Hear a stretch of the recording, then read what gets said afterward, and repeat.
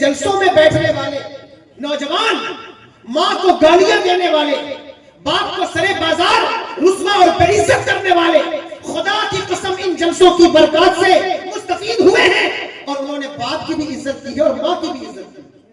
آپ فرما دیجئے اے محبوب کہ کیا ایسا ہو سکتا ہے کہ جاننے والے اور نہ جاننے والے برابر ہو جائیں؟ یعنی عالم اور جاہل برابر نہیں ہو سکتے۔ قرآن ایک ایسی کتاب ہے جس نے سارے فرق مٹائے ہیں، ذات اور برادری کا فرق، گورے کالے کا فرق، رنگ و نسل کا فرق، عربی عجمی کا فرق قرآن نے مٹایا ہے، لیکن اس فرق کو کتنا واضح فرمایا ہے کہ عالم اور جاہل کا فرق نہیں مٹ سکتا۔ کبھی ایسا نہیں ہوگا کہ علم رکھنے والے اور علم نہ رکھنے والے برابر ہو جائیں۔ اس سے پتہ چلا کہ یہاں قرآن نے علم رکھنے والوں کی اہمیت کو اجاگر کیا ہے، بتایا ہے کہ تم میں جو علم والے ہیں ان کی اہمیت کیا ہے۔ اور ویسے بھی ہمارا مذہب وہ مذہب ہے جس نے اپنے ماننے والوں کے اوپر خواہ وہ مرد ہو یا عورت ہو علم کے حصول کو فرض قرار دیا ہے کہ جو مسلمان ہے کلمہ پڑھتا ہے اس کو اتنا علم کم سے کم ضرور رکھنا چاہیے کہ وہ اپنے عقیدے کو اور اپنے روزمرہ کے اعمال کو درست کر سکے۔ اب مسئلہ یہ ہے کہ یہ جو محفلیں مجلسیں منعقد ہوتی ہیں اس کا جو بنیادی مقصد ہے وہ دراصل حصول علم ہے کہ جو لوگ ساری زندگی مدرسے نہیں جا سکے، جنہوں نے مکتب کا منہ نہیں دیکھا اور کسی درسگاہ میں انہیں ذانوِ تلمس طے کرنے کا موقع فراہم نہیں ہوا، وہ ایسی مجلسوں میں میلاد شریف کی محفل میں، سوئم کی محفل میں، چالیسویں کی محفل میں، جہاں اور مقاصد جمع ہیں وہاں ایک خاص مقصد حصول علم ہے کہ علم کو حاصل کرنے کے لیے آتے ہیں۔ یہ بات شاید آپ کو نہ پتہ ہو، لیکن ان مجلسوں کا جو بنیادی مقصد ہے وہ حصول علم ہے، علم کو حاصل کرنا۔ بات سمجھ میں آ رہی ہے؟ آواز کلیئر ہے؟ یہی مقصد ہے۔ اب چونکہ دور ایسا ہے کہ ہر چیز کی قدر گر رہی ہے تو ساتھ ساتھ جلسوں کے معاملات بھی اس طریقے کے ہو گئے ہیں کہ بعض اوقات لوگوں کو یہ بتانا یا ان کو باور کرانا بہت مشکل ہو جاتا ہے کہ یہ جلسے ان کے حصول علم کے لیے منعقد ہوتے ہیں۔ لیکن اگر آپ اس بات پر غور کر لیں اور توجہ کر لیں کہ ان جلسوں کی افادیت اور ان کا فائدہ آپ کو اور آپ کے بچوں کو کتنا ہو سکتا ہے تو آپ اس میں جس انتماک کے ساتھ بیٹھتے ہیں، جس طریقے کے ساتھ بیٹھتے ہیں اس میں اضافہ ہو جائے گا اگر آپ اس بات کو جان لیں۔ آج کے جو نوجوان ہیں وہ شاید نہیں جانتے کہ ان جلسوں کا فائدہ کیا ہے، اور اب تو جلسے ایسی چیز ہو گئے کہ جس کا جی چاہتا ہے وہ جی بھر کے جلسوں کو پوچھتا ہے کہ جلسوں کے معاملات یہ ہیں، جلسوں کے معاملات وہ ہیں۔ لیکن حقیقی بات یہ ہے کہ آپ میں سے جو 18-20 سال کے نوجوان بیٹھے ہیں ان سے کہتے ہیں کہ تمہارے باپ داداؤں کے سروں پہ جو ٹوپیاں ہیں، تمہارے گھر کے اندر جو اسلامی ماحول ہے وہ انہی جلسوں کے دین ہے، وہ انہی جلسوں کا نتیجہ ہے کہ جو لوگ ساری زندگی مدرسے نہیں گئے، جنہوں نے کسی درسگاہ میں علم نہیں حاصل کیا، وہ سوئم کی محفل میں، تیجے کی محفل میں، چالیسویں میں، عقیقے کی محفل میں، ختمے کی محفل میں، محفل میلاد میں بیٹھتے رہے۔ انہوں نے علماء سے گفتگو سنی ہے، اور انہیں سن کر ہی پتا چلا کہ 11ویں کسے کہتے ہیں، 12ویں کسے کہتے ہیں، غریب نواز کی محفل کیا ہے، اولیاء اللہ کی بارگاہوں کا فیضان کیا ہے. انہیں محفلوں سے ہی پتا چلا ہے کہ شب معراج کیا ہے، شب برات کیا ہے، شب قدر کیا ہے. اس لیے ان محفلوں کو کبھی بھی ہلکا مت جانیے، یہ بہت اہم ہے. جتنی بھی محفلیں ہوتی ہیں ہمارے یہاں، اگر آپ ان میں دیکھیں اور غور کریں تو آپ کو پتہ چلے گا کہ یہ ہمارے بزرگوں نے کیوں شروع کرائی، اس کی وجہ کیا تھی. آج یہ دور ہے کہ لوگ یہ سمجھتے ہیں معاذ اللہ جو جن کا تعلق دوسرے مذاہب سے ہے یا مکتب فکر سے ہے، وہ یہ سمجھتے ہیں کہ یہ شاید کوئی ذہنی عیاشی کی جگہ ہے یا لذت قلب و نگاہ کا کوئی ایک سامان ہے، انٹرٹینمنٹ کا کوئی موقع ہے. لیکن ایسا نہیں ہے.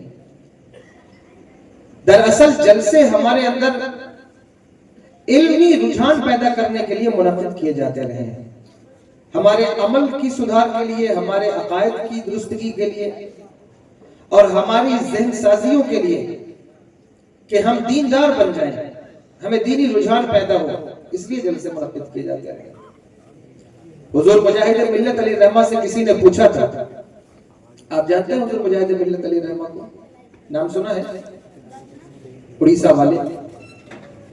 حضور مجاہد ملت علیہ رحمہ سے کسی نے پوچھا کہ آپ لوگ ہر موقع پر جلسہ منعقد کر دیتے ہیں، محفل رکھ دیتے ہیں، عقیقہ ہو، 40واں ہو، سوئم ہو، کوئی آئے تو بھی، کوئی جائے تو بھی، آخر اس کا مقصد کیا ہے؟ کیوں آپ ایسا کرتے ہیں؟ یہ نئی بدعت آپ نے شروع کر دی ہے. صحابہ کے زمانے میں تو یہ کام نہیں تھا، آپ نے یہ عمل کیوں کر دیا ہے؟ انہوں نے جو جواب دیا ہے وہ جواب آپ سنیے. سن رہے ہیں آپ بات کو یا نہیں؟ انہوں نے ارشاد فرمایا کہ ان محفلوں کا چلن جو ہمارے بزرگوں نے شروع کیا ہے، اس کی بنیادی وجہ یہ ہے کہ امت کا چہرہ نبی کی طرف رہے، امت کا رخ نبی کی طرف رہے. اس لیے کہ جو امت اپنا رخ اپنے نبی کی طرف رکھتی ہے وہ کبھی برباد نہیں ہوتی، وہ کبھی ہلاک نہیں ہوتی. اس لیے کہ نبی کی ذات وہ آئینہ نبوت ہے جس کی روشنی پوری دنیا میں پھیل رہی ہے. اگر کوئی اس سے اپنا چہرہ پھیر لے تو اسے روشنی کا منہ دیکھنا نصیب نہیں ہوگا، لیکن جو اپنا چہرہ اس آئینہ نبوت کی طرف کرے اس کے لیے روشنی ہی روشنی ہے.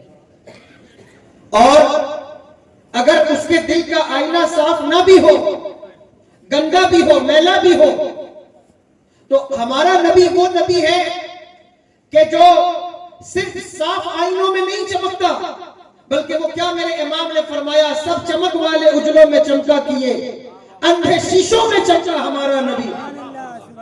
تو اگر رخ نبی کی طرف ہوگا تو زندگی منور ہوگی اور زندگی راہ راست پر ہوگی. اس لیے ان محفلوں کا انعقاد کیا جاتا رہا ہے. اگر آپ اس بات کو ڈیپلی سمجھیں تو آپ کو ان محفلوں کی قدر پیدا ہو جائے اور آپ سمجھنے لگے کہ یہ کتنا بہترین ذریعہ ہے امت کی اصلاح کا، کتنا بہترین ذریعہ ہے امت کو علم سکھانے کا، جو یہ محفلوں کی شکل میں ہمیں میسر ہے. علم کتنا مہنگا ہو گیا ہے آپ کو معلوم ہے؟ آپ شکتی نگر میں رہتے ہیں، یو پی میں. علم کتنا مہنگا ہے. جو لوگ اپنے بچوں کو اسکول میں پڑھاتے ہیں انہیں معلوم ہے کہ تعلیم کتنی مہنگی ہے. آپ کے شکتی نگر سے آپ آگے بڑھے، رینو کوٹ جائیں یا آپ بنارس چلے جائیں تو آپ دیکھیں گے کہ ایک پرائیویٹ انسٹیٹیوٹ کی جو فیس ہے، اگر کوئی نیٹ کی تیاری کر رہا ہے یا کوئی بچہ ایم فل کرنا چاہتا ہے یا آگے میڈیکل لائن میں جانا چاہتا ہے، تو آپ دیکھیں گے کہ آپ حیران ہو جائیں گے. انٹرنس ایگزام کی تیاریوں کی فیس 5 لاکھ روپے ہے. میں غلط کہہ رہا ہوں؟ صحیح بات ہے. انڈین جو یونیورسٹیز ہیں ان میں سے کئی ایسی یونیورسٹی ہے جس کے انٹرنس ایگزام کی جو تیاریوں کے انسٹیٹیوٹ ہیں ان کی فیس ایک اچھا خاصا ایوریج مڈل کلاس انسان نہیں اٹھا سکتا، برداشت نہیں کر سکتا. جہاں علم انہیں سکھایا جائے گا، بتایا جائے گا، لیکن یہ کتنی بڑی بات ہے کہ وہ علوم جن میں دنیا کا ہر راز پنہا ہے وہ آپ کو ان مجلسوں کے اندر فری میں بتایا جاتا ہے، سکھایا جاتا ہے، اور وہ آپ کی زندگی میں روزمرہ کی روٹین میں کام آنے والا علم، آپ کو ترقی کے راستے پر لے جانے والا علم. اگر کوئی پولیٹیکل لیڈر ہے، اگر وہ ایک لیگل ایڈوائزر رکھے تو آپ اس سے پوچھئے کہ اس کی فیس کیا ہے، مشورہ دینے والا. کوئی بزنس مین ہے، اس کے ایڈوائزرز کی فیس پوچھئے کہ وہ کتنی فیس ہے. اگر آپ قانون کا کوئی چیپٹر چھوٹا موٹا بھی سمجھنا چاہیں اور کسی براہ راست کسی اچھے ایڈوکیٹ کی طرف آپ رخ کریں تو آپ کو پتہ چلے گا علم کتنا مہنگا ہے.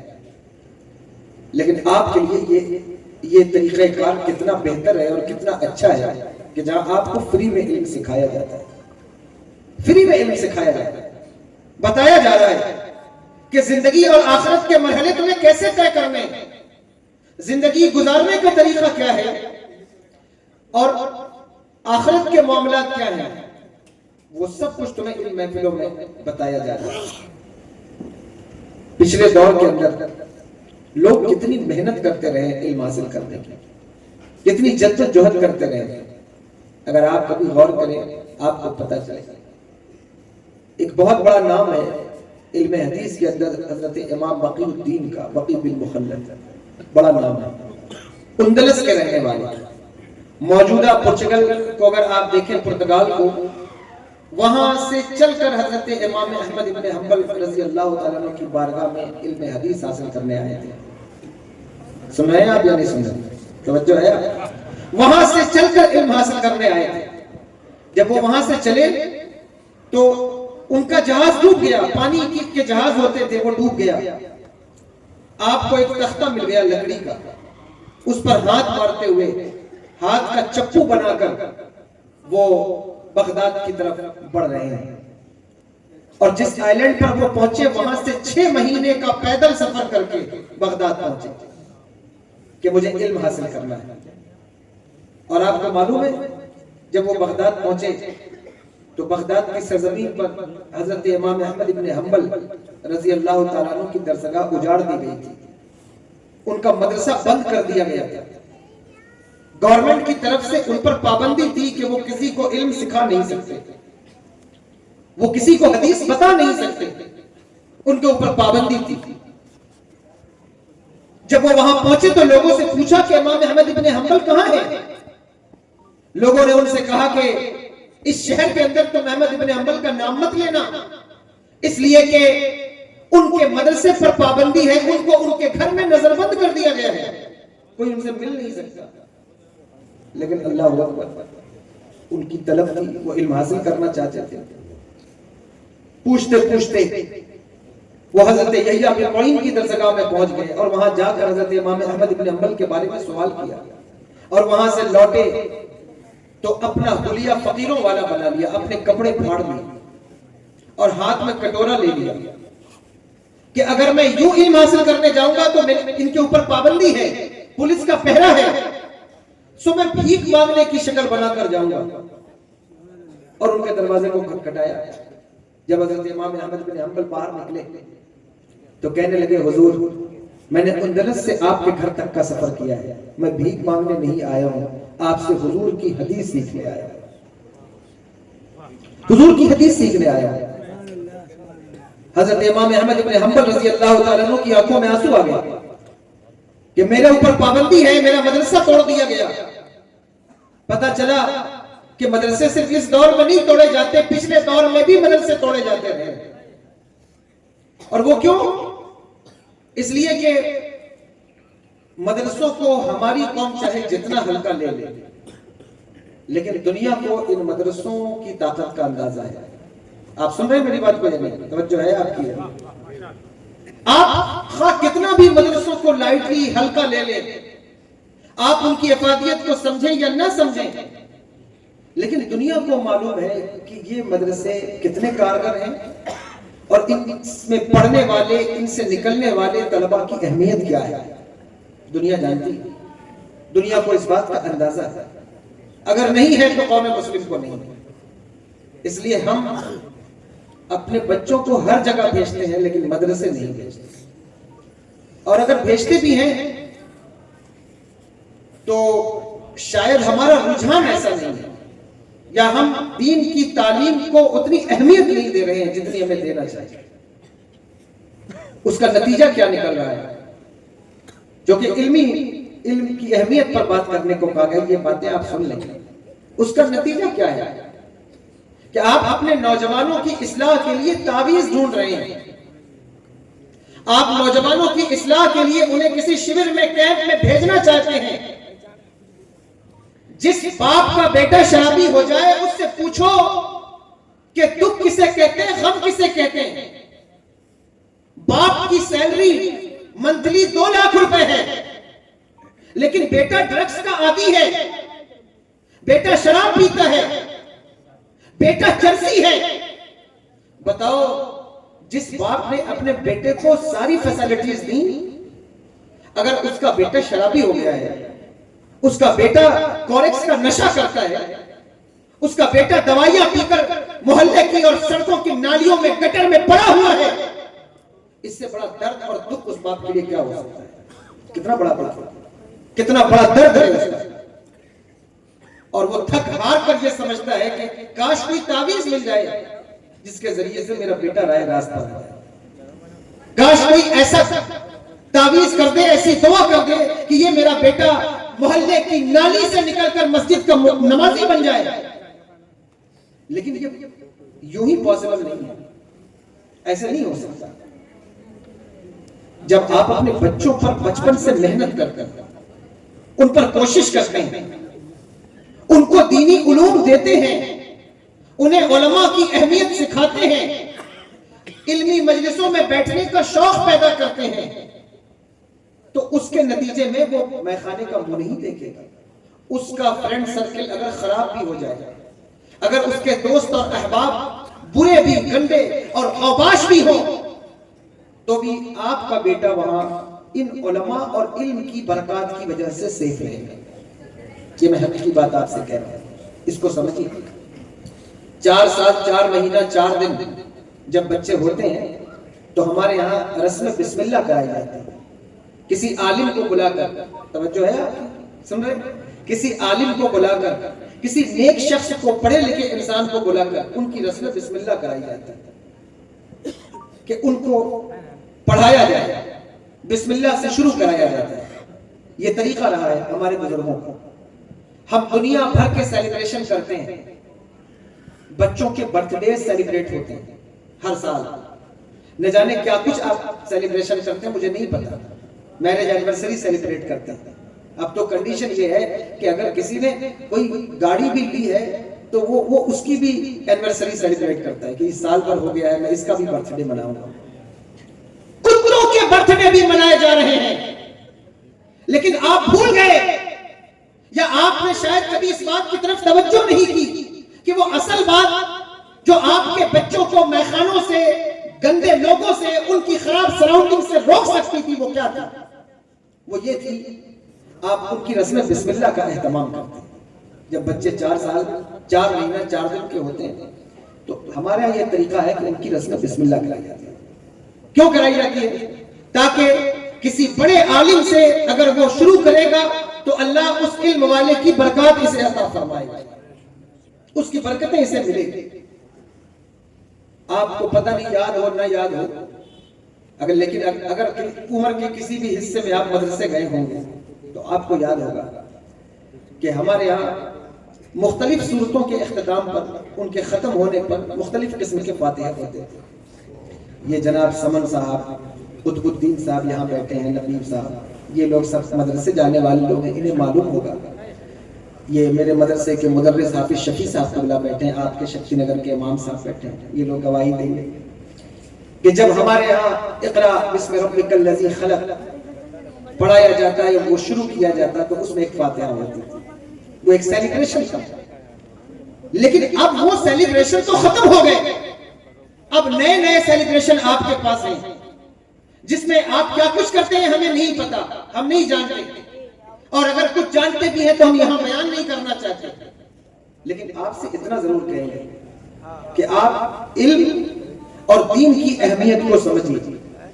اگر آج بھی آپ ان چیزوں کے لیے حساس نہیں ہوں گے، آپ کے اندر احساس نہیں ہوگا. احساس کیسے پیدا ہوگا؟ کس طرح سے پیدا ہوگا؟ کس کو کہتے ہیں احساس کا پیدا ہوگا؟ جو انسان اپنے موبائل کا ریچارج 1 مہینے میں 1000 روپے کا کرتا ہے یا 3 مہینے میں 1000 روپے کا کرتا ہے، جو انسان اپنے گھر کے وائی فائی کا چارج دیتے ہوئے نہیں گھبراتا، جو انسان بجلی کا بل دیتے ہوئے نہیں گھبراتا، جو انسان اپنے دن بھر کے گٹکے کا سگریٹ کا خرچ دیتے ہوئے نہیں گھبراتا، دودھ والے کا، بجلی والے کا، پانی والے کا پیسہ دیتے ہوئے نہیں گھبراتا، اگر وہ اپنے بچوں پر مہینے کا 100 روپے 200 روپے بھی نہیں خرچ کر سکتا تو اسے احساس کا مر جانا کہتے ہیں. یہ ہے احساس کا مر جانا. اس بات پر توجہ کرنا. ایک عالم دین اگر آپ چاہیں تو اپنے بچوں کے لیے ہائر کر سکتے ہیں کہ انہیں قرآن پڑھنا آ جائے، انہیں اردو پڑھنا آ جائے. لیکن میں حیران ہوتا ہوں، جس علاقے میں جاؤ، جس شہر میں جاؤ، کسی بات کو لے کر کے کبھی ایسا نہیں ہوتا کہ پیمنٹ نہ جمع ہونے کی وجہ سے بجلی کٹ جائے. کبھی ایسا نہیں ہوتا کہ انسٹالمنٹ کی وجہ سے اس کے گھر کا پانی ختم ہو جائے. کبھی ایسا نہیں ہوتا کہ اور دوسرے کام رک جائیں. لیکن کتنے ہی ایسے شہر ہیں، کتنے ہی ایسے گاؤں ہیں جہاں جاؤ پتہ چلا امام کوئی نہیں. کیوں نہیں ہے؟ مدرس کوئی نہیں. کیوں نہیں ہے؟ وہ اس لیے کہ تنخواہ نہیں دے سکے. کیوں نہیں دے سکے؟ اصل میں خیال اس امام کا نہیں کرنا تھا، خیال تمہیں اپنے بچوں کا کرنا تھا. اگر امام کے خیال کی وجہ سے تم نے اس کی تنخواہ کاٹی ہے تو یہ ایک الگ بات ہے، لیکن اگر بچوں کا خیال بھی کم سے کم ہوتا تو وہ امام تمہارے شہر میں، تمہارے گاؤں میں موجود ہوتا، اور تمہیں اس بات کا خیال ہوتا کہ جس طرح وائی فائی کا پیسہ جا رہا ہے، جس طرح ہمارے یہاں بجلی کا پیسہ جا رہا ہے، جس طرح ہمارے یہاں راشن کا پیسہ جا رہا ہے، اس سے بڑھ کر ضروری ہے کہ ہمارے بچوں کو دین سکھانے والے کا پیسہ بھی جاتا رہے تاکہ ہمارے بچے علم سے کبھی محروم نہ ہوں. اس بات کا خیال کیجیے، اس بات کا لحاظ کیجیے. اگر آپ یہ نہیں کریں گے، ہم تو ایسے لوگ ہیں کہ جو آپ سے یہ نہیں کہتے کہ آپ اپنے بچوں کو دنیاوی تعلیم نہ دیں، اصلی تعلیم نہ دیں، لیکن کم سے کم انہیں اتنا دین دو کہ جب کسی کالج میں، یونیورسٹی میں، کسی انسٹیٹیوٹ میں پڑھتے ہوئے کوئی اسے گمراہ کرنے کی کوشش کرے، کوئی اسے نبی کا گستاخ بنانے کی کوشش کرے تو اسے اپنی بنیادی تعلیم یاد آ جائے. جب کوئی اسے شراب کا عادی بنانے کی کوشش کرے اسے اپنی بنیادی تعلیم یاد آ جائے. اتنا علم تو اسے دو کہ اگر خدا نہ کرے زندگی کے کسی مرحلے، کسی موڑ پر وہ فیل ہو جائے تو اسے خودکشی کرتے وقت بنیادی تعلیم یاد آ جائے کہ میں اس دین کا ماننے والا ہوں جس میں خودکشی جائز نہیں ہے. کم سے کم اتنا علم تو اسے دینا ہوگا، اتنی تعلیم تو اسے دینی ہوگی. وہ کون سی تعلیم ہے؟ وہ قرآن کی تعلیم. وہ کون سی تعلیم ہے؟ وہ مصطفیٰ جان رحمت کی حدیث مبارکہ کی تعلیم ہے. وہ تعلیم تمہیں اپنے بچوں کو دینا ہوگا. یہ بنیادی تعلیم. اس کا خیال کریں. جو بچے بے ادب ہیں، ماں باپ کے بے ادب ہو رہے ہیں، جن کو حقوق کا نہیں پتا، ماں اور باپ کی اہمیت اور عزت کا خیال جن بچوں کو نہیں ہے، اس کی بنیادی وجہ دینی تعلیم کا نہ ہونا ہے، کیونکہ ان کے پاس دینی تعلیم نہیں. اور ایسی محفلوں کے اندر بھی اب چونکہ کنڈیشن یہ ہے کہ آپ اس کو علمی مجلس سمجھتے نہیں. آپ سمجھتے نہیں ہیں کہ یہ سال میں 1 مرتبہ 2 مرتبہ یا مہینے میں 3 مہینے میں اگر کوئی مجلس ہے تو یہ ہمارے لیے بھی بڑی فائدہ مند ہے، ہمارے بچوں کے لیے بھی بڑی فائدہ مند ہے. اگر کم سے کم آپ اس بات کا اندازہ کر لیں تو بچوں کو کچھ آئے یا نہ آئے لیکن ادب آ سکتا ہے. ماں باپ کے مؤدب ہو سکتے ہیں، ماں باپ کا حق ادا کرنے کی کوشش کر سکتے ہیں. اور میں اس کی مثال پیش کر سکتا ہوں کہ جلسوں میں بیٹھنے والے نوجوان، ماں کو گالیاں دینے والے، باپ کو سرے بازار رسوا اور بےعزت کرنے والے، خدا کی قسم ان جلسوں کی برکات سے مستفید ہوئے ہیں، اور انہوں نے باپ کی بھی عزت کی ہے اور ماں کی بھی عزت کی ہے۔ اس لیے ان محفلوں کی اہمیت کو بھی سمجھیے، مدرسوں کی اہمیت کو بھی سمجھیے، اور علماء کی اہمیت کو بھی سمجھیے۔ یہ جو بے ادبی کا دور شروع ہوا ہے، کہ ماں کا بے ادب ہے، باپ کا بے ادب ہے، معاشرے کا بے ادب ہے، امام کا بے ادب ہے، اب تو مجلسوں میں بھی بے ادبی جو ہو رہی ہے، اس کی بنیادی وجہ کیا ہے؟ یہی ہے کیونکہ علم کی طرف توجہ نہیں، علم سیکھنا نہیں چاہتے۔ علم جہاں کہیں سے ملے اسے سیکھیے، اسے قبول کیجیے، اسے اپنی زندگی میں لائیے۔ علم کی وجہ سے خوبصورتی آئی، جہالت کی وجہ سے بدصورتی آئی، علم کی وجہ سے روشنی آئی، جہالت کی وجہ سے اندھیرا آتا ہے، علم کی وجہ سے انسان سرخرو اور سرفراز ہوتا ہے، جہالت کی وجہ سے انسان پست ہوتا ہے، ذیل ہوتا ہے، ذلیل ہوتا ہے۔ اس لیے علم سیکھیے، علم کی طرف توجہ کیجیے۔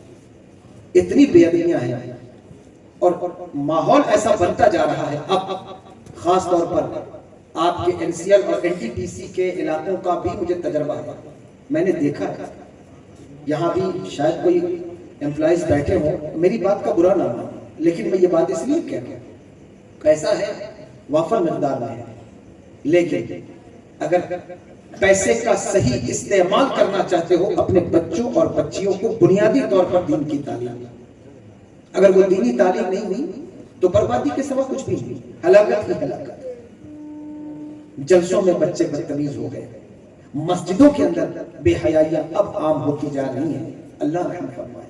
وہ مسجدوں کے اندر بے ادبیاں کرتے ہیں، کیوں ہے یہ؟ علم نہ ہونے کی وجہ سے، علمی مجلس میں بیٹھنے کا شوق نہ ہونے کی وجہ سے۔ نوجوانوں، میں تمہیں سے کہہ رہا ہوں، ہو سکتا ہے کہ آپ مجھ سے کنیکٹ نہ ہو پا رہے ہوں، یا میں آپ سے کنیکٹ نہ ہو پا رہا ہوں، پتہ نہیں آپ کا مبلغ علم کیا ہے، لیکن میں آپ ہی سے گفتگو کر رہا ہوں۔ اس بات کو توجہ سے سنیے۔ ہو سکتا ہے میرے جانے کے بعد آپ میری بات بھول جائیں، لیکن کوشش کیجئے گا کہ میرے جملے آپ کو یاد رہے۔ وہ کیا ہے؟ علماء کی قدر کریں۔ ایک کام آپ کو کرنا ہے، ان علماء کی اہمیت کو جانا، ان کے عیب کو اور ان کی برائیوں پر ہی اگر آپ ساری زندگی نظر رکھیں گے، آپ کو کبھی فائدہ نہیں ہو سکے گا۔ ان کی برائیاں ان کے لیے ہیں، لیکن ان کی اچھائیاں آپ کے لیے ہیں۔ جو عالم، جو امام، جو مولوی آپ کو میسر ہے، اس کی برائی پر نظر مت رکھو، اس کی اچھائی پر نظر رکھو، اور اس سے جو فائدہ تم لے سکتے ہو وہ لو۔ یہ وقت آ رہا ہے کہ علماء تمہیں ڈھونڈنے سے بھی نہیں ملیں گے۔ حضور نے ارشاد فرمایا، کسی نے حضور سے پوچھا کہ یا رسول اللہ صلی اللہ علیہ وسلم قیامت کب آئے گی؟ فرمایا جب علم اٹھا لیا جائے۔ پوچھا کیف یرفع العلم، علم کیسے اٹھا لیا جائے؟ ہم قرآن پڑھتے ہیں، اپنے بچوں کو پڑھاتے ہیں، وہ قرآن اپنے بچوں کو پڑھاتے ہیں، علم کیسے اٹھے گا؟ کیا علم اچک لیا جائے گا سینوں سے؟ فرمایا نہیں، علماء اٹھا لیے جائیں گے۔ یہ بات یاد رکھنا شکتی نگر والوں، قیامت اس وقت تک نہیں آئے گی جب تک اس زمین پر علماء کی جماعت موجود ہے۔ قیامت کے آنے کا وقت وہی ہے جب کوئی علم والا زمین پہ نہ رہ جائے گا۔ اسی لیے ان علماء کے لیے ساری مخلوق دعا کرتا، ساری مخلوق دعا کرتا، حتی الحیتان فی البحر، یہاں تک کہ سمندر کی مچھلیاں ان کے لیے دعا کرتی ہیں۔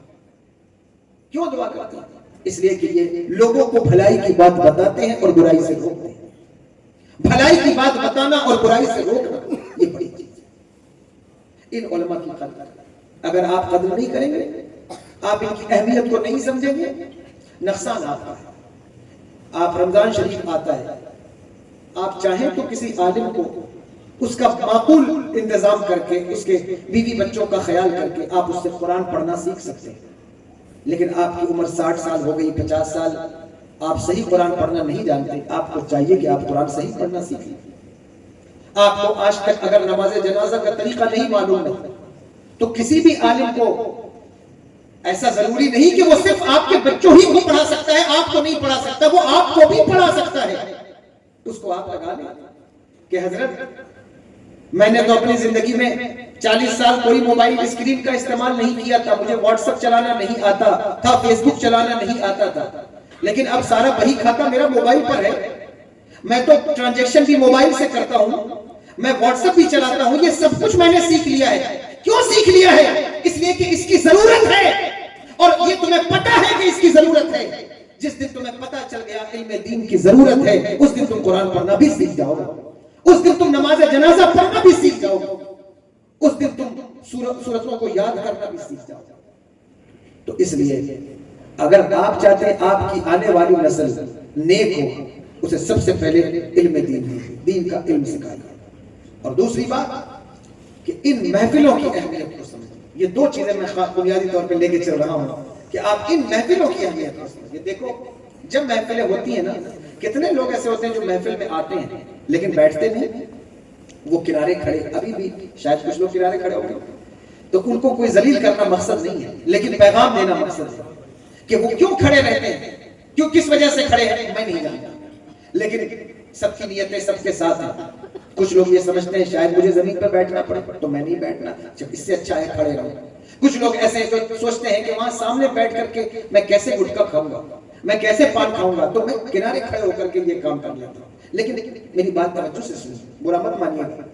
जब कहीं महफिल हो, मिलाद हो, कोई मजलिस हो, कोशिश करो कि उस महफिल के अंदर जाकर जैसे सब बैठे हैं वैसे तुम भी बैठ जाओ, इसलिए कि इन महफिलों की बरकत बहुत है। अगर तो तुम तवज्जो से ना भी सुनो लेकिन उस महफिल में बैठे रहो, मन तशब्बह बिकौमिन फहुवा मिनहुम, जो जिस कौम की मुशाबिहत इख्तियार करता है वो उन्हीं में से है। इस हदीस पाक की एक तशरीह मेरे ज़हन में इमाम शाफी के हवाले से आ रही है। उलमा की दुआएं मिलेंगी, मैं इसको पेश कर देता हूं। जिस वक्त हजरत इमाम शाफी रहमतुल्लाह तआला अलैह, नाम सुना इमाम शाफी का, बहुत बड़े इमाम हैं, हमारे 4 इमाम, हम इमाम आज़म अबू हनीफा रज़ी अल्लाह तआला अन्हु के मानने वाले हैं, हनफी हैं, इसी तरह शवाफी हैं, फिर हनाबिला, मालिकिया। तो इमाम शाफी रहमतुल्लाह तआला अलैह जब वो हजरत इमाम मालिक रज़ी अल्लाह तआला अन्हु की बारगाह में हाजिर हुए इल्म हदीस हासिल करने, तो क्या देखा कि मस्जिद नबवी शरीफ में एक शख्स खड़ा होकर तलामज़ा को, लोगों को हदीस का इमला करा रहा है। वो नहीं मिले थे इससे पहले इमाम मालिक से, नहीं पहचानते थे, लेकिन देखा कि वो एक शख्स है जो खड़े होकर अपने तलामज़ा को हदीस का इमला करा रहा है। सोचा शायद यही इमाम मालिक है। ज्यादा तलबा बैठे हुए थे, लोग बैठे हुए थे, आप भी जाकर बैठ गए, क्योंकि वो इमला करा रहे थे, सबके पास कागज था, कलम था, जो भी उस जमाने का कागज और कलम रहा हो, लोग उससे लिख रहे थे। ये बात काबिल गौर है, तवज्जो से सुनिएगा। हजरत इमाम शाफी रहमतुल्लाह तआला अलैह भी बैठ गए, क्योंकि इनके पास कलम भी नहीं था, कागज भी नहीं था, तो ये अपनी उंगली से अपनी हथेली पे लिखने लगे। अल्लाह अकबर। दौराने इमला हदीस पढ़ाते हुए इमाम मालिक ने कुछ ना कहा, कुछ ना पूछा, और तरीका भी यही है कि जब कोई हदीस बयान कर रहा हो, तबलीग दीन कर रहा हो, या बिलखुसूस हदीस या तफसीर बयान कर रहा हो, चाहिए ये कि उसे बीच में इंटरप्ट न किया जाए, और वो भी बीच में कोई दूसरी बात ना करे। हमारे उस्ताद शेखुल हदीस हजरत अल्लामा रजब अली साहब क़िबला दामत बरकातुल अलैहि रहमा, अल्लाह तबारक व तआला बरकतहू, जब वो हमें इल्म हदीस सिखाते, पढ़ाते, उनकी घंटी के अंदर अगर बनारस के बड़े बड़े रऊसा भी आ जाते तो किसी की हिम्मत न थी कि उनकी दरसगाह में दाखिल हो, जब तक के घंटी चल रही है। अल्लाह अकबर। हमारे उस्ताद हुजूर खलीकुल उलमा अलैहि रहमा, वो हमें आंगन में पढ़ाते थे, कुर्सी पर बैठ जाते और हम लोग किताबें लेकर खड़े होते उनके इर्द गिर्द। कोई भी आ जाए, बड़े से बड़ा आदमी, लेकिन जिस वक्त हजरत बैजावी शरीफ पढ़ा रहे हैं, जो किताब हम उनके पास पढ़ते थे वो पढ़ा रहे हैं, तो किसी की तरफ इल्तिफात ना फरमाते जब तक कि सबक पूरा ना हो जाए। ये एक तरीका है। जब आप गुफ्तगू कर रहे हैं, ये महफिल के आदाब बयान कर रहा हूं कि जब कोई हदीस बयान हो रही है, तुम्हारे आका का कोई फरमान बयान हो रहा है, तुम्हारे रब का कलाम बयान किया जा रहा है, तुम्हारी तवज्जो किस पर होनी चाहिए, तुम्हारा तरीका क्या होना चाहिए। अदब बहुत बड़ी चीज है, बगैर अदब के इल्म नहीं आता। अल्लाह अकबर। आप जी चाहे जैसे मजलिस में आए, अब तो आपको आजादी है, न कोई टोकने वाला है न कोई रोकने वाला। टोकने वालों की बात तुम्हें बुरी लगने लगे, مجلس میں کسی کی اصلاح کر دی جائے، اب تو کنڈیشن یہ ہے کہ لوگ ممبر پر ہی ایک دوسرے کے گریبان نوچنے لگتے ہیں. یہ دور ایسا آ گیا ہے. لیکن خدا کی قسم، لڑنے والوں، جھگڑنے والوں، بڑوں سے الجھنے والوں، جس وقت کوئی اصلاح کرنے والا نہ ہوگا مقدر پر روتے پھرو کہ کاش کوئی اصلاح کرنے والا موجود ہوتا. اب تو آپ کی مرضی ہے کہ آپ جس طرح چاہے مجلس میں آئیں. نہ باپ بیٹے سے کہتا ہے کہ بیٹا کسی ولیمے میں نہیں، مصطفیٰ جان رحمت کی مجلس میں جا رہا ہے، کم سے کم ٹوپی لگا کر.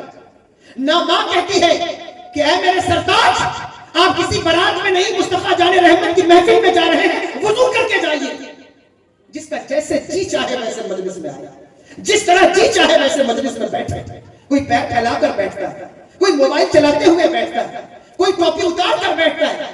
میری بات کا برا مت ماننا، میں تمہیں ذلیل کرنا نہیں چاہتا، میں تمہاری اصلاح کرنا چاہتا ہوں. نشتر جو لگاتا ہے وہ دشمن نہیں ہوتا. عرض یہ کر رہا ہوں، اصلاح کرنے والا کوئی نہیں، آپ سے کہنے والا کوئی نہیں کہ ایسا نہ کرو، ایسا کرو. اور اگر کوئی کہہ دے تو آپ کو اس کی باتیں بری لگتی ہیں. اس لیے اصلاح کو قبول کرنے کی عادت ڈالیے اصلاح کو قبول کرنے. اللہ اکبر کبیرہ. اگر آپ سیکھیں گے نہیں ان مجلسوں کے اندر، پھر کہاں سیکھیں گے؟ اس لیے آپ دیکھتے ہوں گے کہ ہر کسی کو کسی بارات میں جانا ہو، کسی ولیمے میں جانا ہو، اس کا ایک اپنا ڈریس کوڈ ہے. وہ ایک جس نے ساری زندگی انڈر ویئر میں گزارتی ہو نا، تو ولیمے میں وہ بھی کوٹ پینٹ پہن کے جاتا ہے. بولو صحیح بات ہے یا غلط بات ہے؟ لیکن آپ اسے جمعے کی نماز میں دیکھیں، آپ اسے محفل میلاد مصطفیٰ میں دیکھیں صلی اللہ علیہ وسلم، تو آپ اسے بدحال پائیں گے.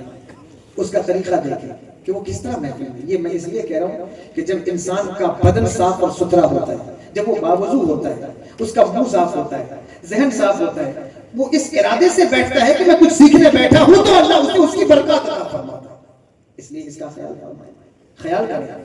اب وہ حدیث پڑھا رہے تھے، انہوں نے بیچ میں کچھ نہ کہا، لیکن جب درسگاہ ختم ہوئی تو حضرت امام مالک رحمت اللہ تعالی علیہ نے حضرت امام شافعی کو بلا کر پوچھا کہ تم کیا کر رہے تھے؟ کہا حضور جو سب کر رہے تھے وہی میں بھی کر رہا تھا. کہا سب تو حدیث لکھ رہے تھے، تم کیا کر رہے تھے؟ کہا حضور میں بھی حدیث لکھ رہا تھا. کہا کہاں ہے وہ حدیث دکھاؤ. کہنے لگے حضور میرے پاس کاغذ اور قلم تو نہیں تھا، اس لیے میں اپنی ہتھیلی پر لکھ رہا تھا. کہا ہتھیلی دکھاؤ. کہا حضور میرے پاس قلم نہیں تھا، میں اپنی انگلیوں سے لکھ رہا تھا. کہا جب تمہارے پاس قلم موجود نہیں تھا پھر لکھنے کی ضرورت کیا تھی؟ چپ چاپ بیٹھ کر کے سنتے رہتے. کہنے لگے حضور من تشبہ بقوم فہو منہم، جو جس قوم کی مشابہت اختیار کرتا ہے وہ انہی میں سے ہے.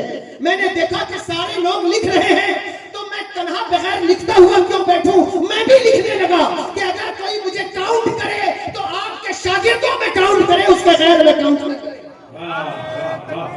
نعرہ تکبیر، نعرہ تکبیر، نعرہ رسالت، جشن عید میلاد النبی حضرت سید عادل رضا قادری. اس لیے جب مجلس میں آؤ تو کوشش کرو جہاں سب بیٹھے ہیں وہاں تم بھی بیٹھو، تاکہ نام لکھنے والے تمہیں مجلس والوں ہی میں نام لکھے، تمہارا اس کے غیر میں نہ لکھیں. تو یہ جب آپ مجلس کی اہمیت کو سمجھیں گے تو یہ طریقہ آ جائے گا. جب آپ اس کی افادیت کو سمجھنے لگیں گے تو آپ کو یہ طریقہ آ جائے گا. اس لیے علمی محفلوں میں بیٹھنے کا ذوق پیدا کریں. یہ محنت سے آتا ہے، خود بخود نہیں. وہ اکثر میں کہا کرتا ہوں اور بعض اوقات تکرار کے ساتھ ہو جاتی ہے بار بار، لیکن مرض ایک ہو تو دوا بھی ریپیٹ کرنی پڑتی ہے. اکثر میں کہا کرتا ہوں کہ ہمیشہ اچھے کاموں کے لیے محنت کرنا ہوگا، برے کاموں کے لیے محنت نہیں کرنا ہے. اس کی عادت خود بخود پڑ جاتی ہے. وہ کسی موٹیویشنل اسپیکر کا یہ جملہ ہے، اس نے یہ بات کہی تھی کہ دنیا میں اگر شکشک بننے کے لیے، عالم بننے کے لیے، اسکالر بننے کے لیے مدرسہ، اسکول اور یونیورسٹی کا رخ کرنا ہوتا ہے تو جاہل بننے کے لیے کوئی الگ سے اسکول نہیں کھلا ہوا ہے. بس مدرسے جانا چھوڑ دو، کالج میں جانا چھوڑ دو، خود بخود جاہل بن جاؤ. یہ آٹومیٹک سسٹم ہے. دنیا میں اگر امیر بننے کے لیے محنت کرنا ہے، اسٹرگل کرنا ہے، بزنس کرنا ہے، ایفرٹ لگانا ہے، تو غریب بننے کے لیے کوئی محنت نہیں کرنا ہے. بس امیر بننے کی محنت چھوڑ دو، خود بخود غریب بن جاؤ. گاڑی کو اگر چڑھان میں اوپر چڑھانے کے لیے ایکسلریٹ کرنا ہے، اسے پیچھے لانے کے لیے بیک گیئر نہیں ڈالنا ہے، بس ایکسلریٹر لینا چھوڑ دو، خود بخود پیچھے آئے گی۔ اس کی اس بات سے میں نے یہ نتیجہ نکالا کہ اسی طرح جنت میں جانے کے لیے محنت کرنا ہوتا ہے، مشقت کرنی ہوتی ہے۔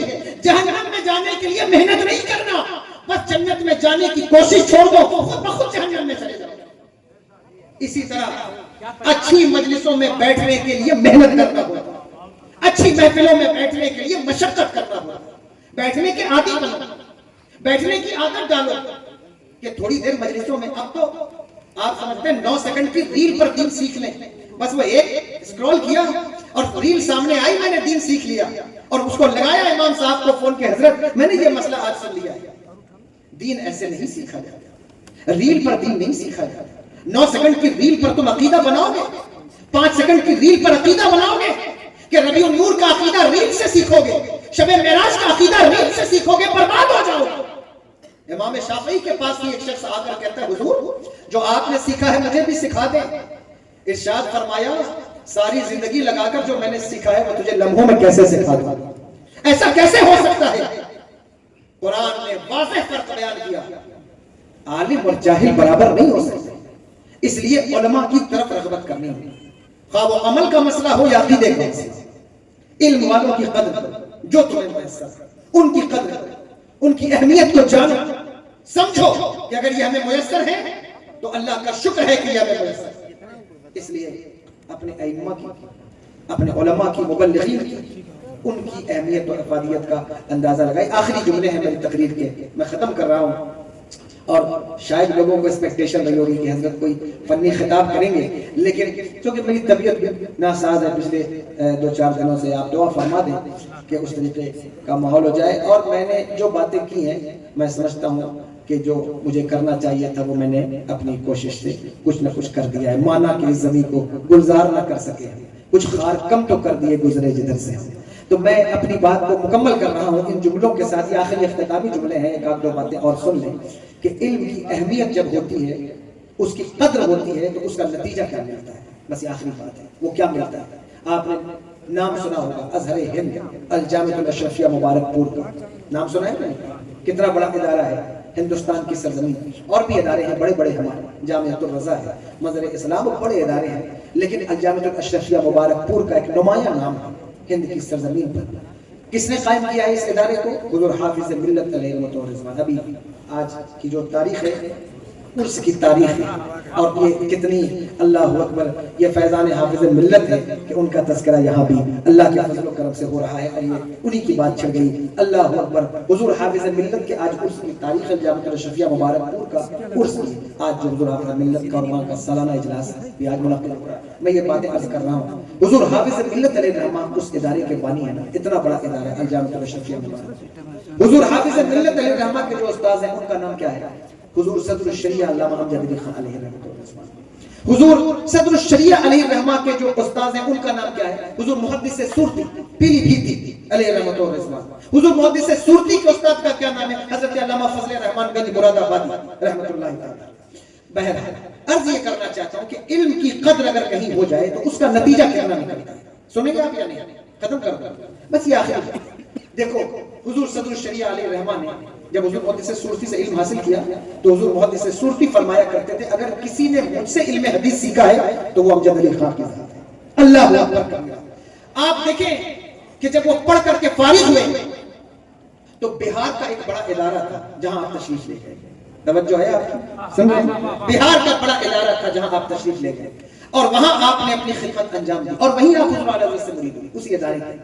اور پھر لیکن بہرحال 2 سال وہاں پڑھانے کے بعد جو شخصیت آپ کو لے کر آئی تھی، میں سب کا انٹروڈکشن پیش کروں گا، وقت زیادہ ہو جائے گا اس لیے میں بس اجمالی بیان کر رہا ہوں۔ ان کا وصال ہو گیا جو مدرسے کے ناظم حالت تھے۔ بہرحال جب ان کا وصال ہوا تو مدرسہ کمیٹی کے ہینڈ اوور ہوا، اور کمیٹی والوں نے، جہاں کمیٹی والے بھی بیٹھے ہوں گے لیکن میری بات کا برا نہ بنائے، لیکن یہ آپ سے گزارش ہے خدا کے لیے، اگر کمیٹی علماء کی توقیر اور تعظیم کرنے لگ جائے تو پوری قوم علماء کی توقیر اور تعظیم کرنے لگ جائے۔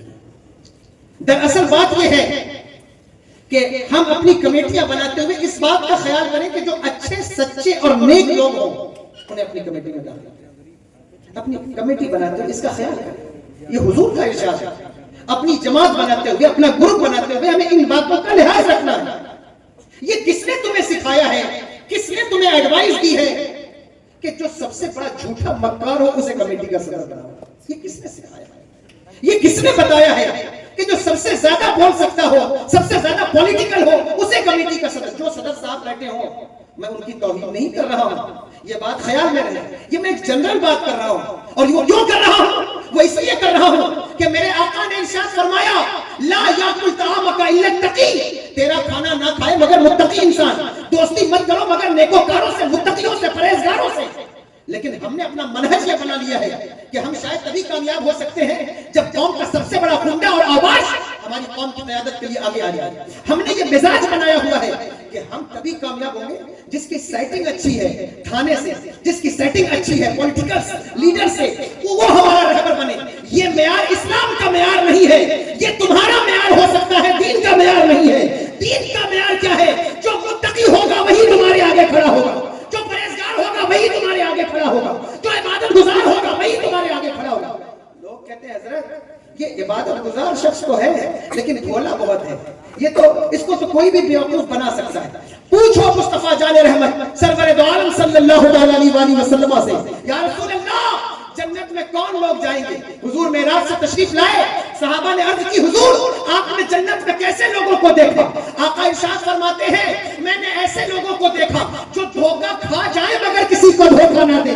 پتا چلا جنتی دھوکہ دینے والا نہیں, دھوکہ کھا تو سکتا ہے, کسی کو دھوکہ دے نہیں سکتا, وہ جنتی ہوتا ہے. وہ ہماری قوم کا سردار ہوگا, وہ رہبر بنے گا, وہ اگوائی کرے گا. اس لیے کمیٹیاں بناتے ہوئے, اپنی تنظیم بناتے ہوئے اس بات کا خیال کریں, اس بات کا اہتمام کریں. اگر آپ کریں گے, اور میں نہیں جانتا آپ میری بات سے اگری کریں گے یا نہیں, لیکن یہ میری بات نہیں ہے, یہ میری نہیں, میری اور تمہارے نبی کی بات ہے جو میں نے یہاں پیش کر دی ہے. اس کا خیال کریں. نیک ہو, عبادت اگر چھٹنا بھی ہو, اگر کسی کو بنا بھی دو, پھر اسے اس بات کا لحاظ کرنا چاہیے اب میں صدر بن گیا ہوں تو میں خود نماز نہیں پڑھوں گا تو نمازی کیسے دوسرے نماز پڑھیں گے. اس بات کا وہ خیال ضرور کریں.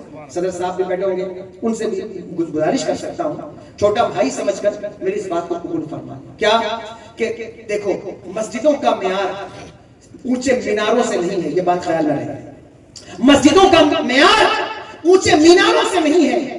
کمیٹیوں کی سب سے بڑی کوشش یہ ہے کہ ہمارے کال میں اونچے مینار تعمیر ہو. قابل مبارکباد ہیں آپ, اللہ مبارک فرمائے اور اونچی مسجدیں بنائے, ہم آپ کو مبارک پیش کرتے ہیں. لیکن کمیٹی کا اصل کام کیا ہے وہ بھی سنتے چلو.